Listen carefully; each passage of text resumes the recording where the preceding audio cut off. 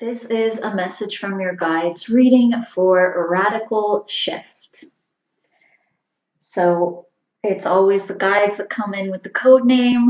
I don't know what that radical shift is about, but well now. So I have these 3 crystals here that I pulled for the group. This is my crystal quartz. So I always kind of consider this an all-purpose, and also connecting with higher frequencies, sometimes angelic frequencies, or just higher frequencies in general, also clearing. And other than that, like I said, I just kind of consider it all-purpose. And then I have peacock ore here, and you can see all the different color variations in the stone. So it typically has to do with all of the different chakras and kind of tuning them properly, aligning them properly, clearing them so that they function better. And then also has to do with just clearing yourself a lot in general. Other things as well, but that's what I typically, that's what kind of typically comes up for peacock ore with my readings. And then I have my malachite here. So malachite is really good for psychic protection, also just protection in general, protecting your space in general, in whatever way, even physical protection. It's good for protection whilst traveling. And it's also very good for grounding, clearing your space again, and also becoming still, becoming more meditative. A lot of the grounding stones are kind of good with that. Okay, so I'm going to go ahead, and I always start by surrounding us in protective space, myself and whoever I'm reading. I already did that once because I had to get the code name from your guides, but I'm going to go ahead and do it again, and we'll see what comes up. So I'm using my aura quartz here. I keep calling this aura quartz today. Okay, my crystal quartz. Clear quartz, crystal quartz, whatever you want to call this, but it's not aura quartz. I don't know where my brain is right now. Okay.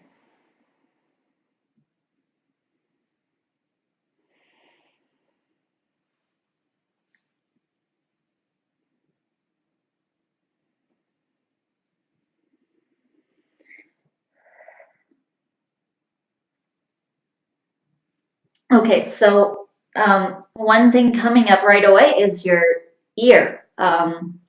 So your left ear. Now your left has to do with receiving.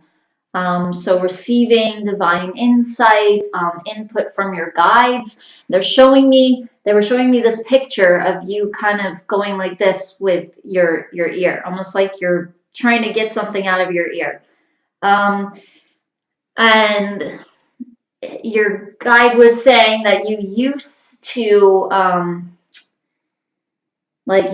have kind of issues with listening to them, or trouble listening to them, or taking their feedback as much, even though obviously this wouldn't have been a conscious thing since this is your guides communicating with you.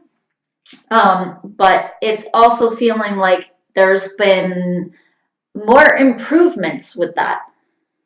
So you're a better listener to yourself and with them. Now, some of this is also having to do with almost when you were a teenager, even, and when you were younger. And as you got older, you did start to become more still, which is often the case. A lot of times as people mature, they can become more focused, more still.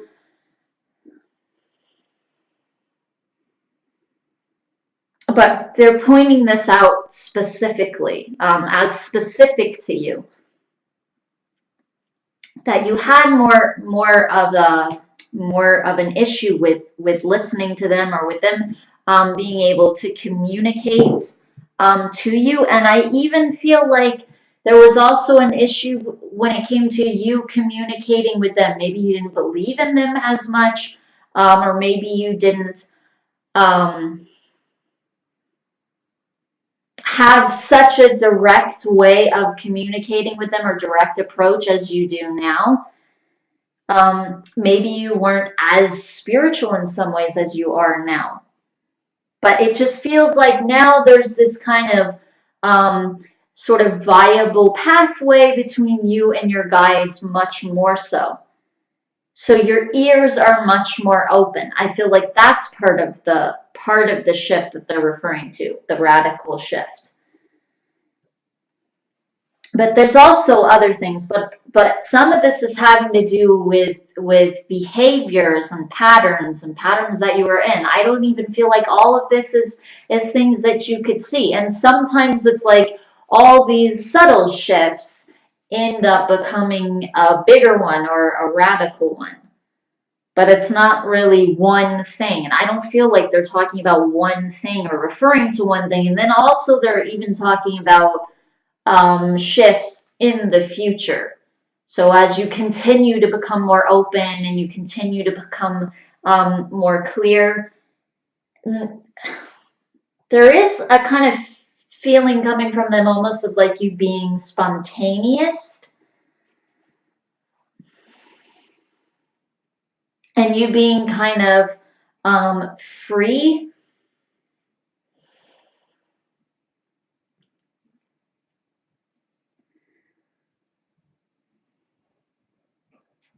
And I feel like there's an order to it. So people can almost see someone like that, almost they can see that kind of energy sometimes as a little bit chaotic or unorganized or a little bit almost like tilted off center in a way, not as grounded or clear or focused. But this is actually more you being free. This is you being more spontaneous. He's also talking about a strong will that you have. He's saying that you have a lot of backbone. You have a lot of strong will. Now, there's another thing that he's bringing up, and this was coming up when I was retrieving the code name. So right away, there was a feeling with you of India, and this felt like definitely a past lifetime. And it felt like you were a spiritual person. It felt like you were female, and that you were a spiritual person, and you were diving into spiritual things. It didn't really feel like you did that, or now he's kind of adding to it, but it doesn't really feel like you did that. It felt like you started that kind of spiritual side of your journey more later into your life, like kind of when you were middle-aged, 30s, 40s, it feels like, especially 40s, it feels like, but kind of starting to open up to that more in your 30s. And then moving forward, as you got older, when you were more elderly, it feels like you are a lot more rooted in,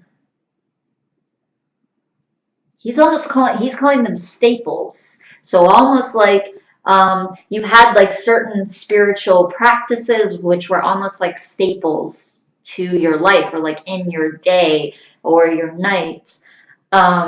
Practices that you kept on going. There were things that you always did and you just expected yourself to do them. They almost feel like eating or drinking. It's just something that you know you're going to do. You have to take a bath, you know, you got to wash your hair, you have to eat a sandwich, whatever it is. And it was just kind of flowing like that. So it just became this natural rhythm of your life. And it feels like you became very still. You kind of winded down. And there's also this feeling of enlightenment and growth and being able to see the world very clearly and your place in it and who you are and even in the cosmos, it feels like. And a lot of spiritual growth coming from that lifetime. But he's saying that spiritual growth all of it in that lifetime and in every lifetime, it comes from becoming more and more still and becoming more who you are. But as you step into that, it really means that you're stepping into stillness, because who you are is very still. And when you hear that and when you listen to that, you automatically listen to your guides more. It doesn't mean that you're not fast-paced or that you don't have a lot of things going on. But as you have all those things, you're still. And this is something that you've really improved with.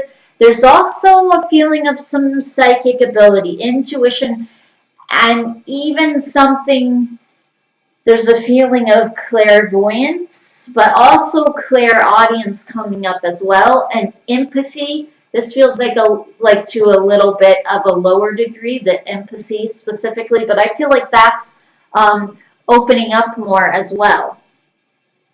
And you're getting clearer and clearer, but it feels like it's a journey to like developing your gifts and fine-tuning them. But this also means listening to your guides and to yourself, listening to your inner voice.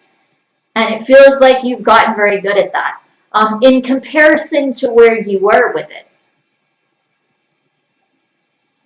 So he's saying that you're doing very well and that you're on the right path and that you're moving forward, and that there are a lot of obstacles that aren't there now. Again, when it comes to communicating with your guides regularly and then being able to talk to you, it doesn't even mean one-on-one, like I'm sitting here talking to, or the way that they're communicating to me right now.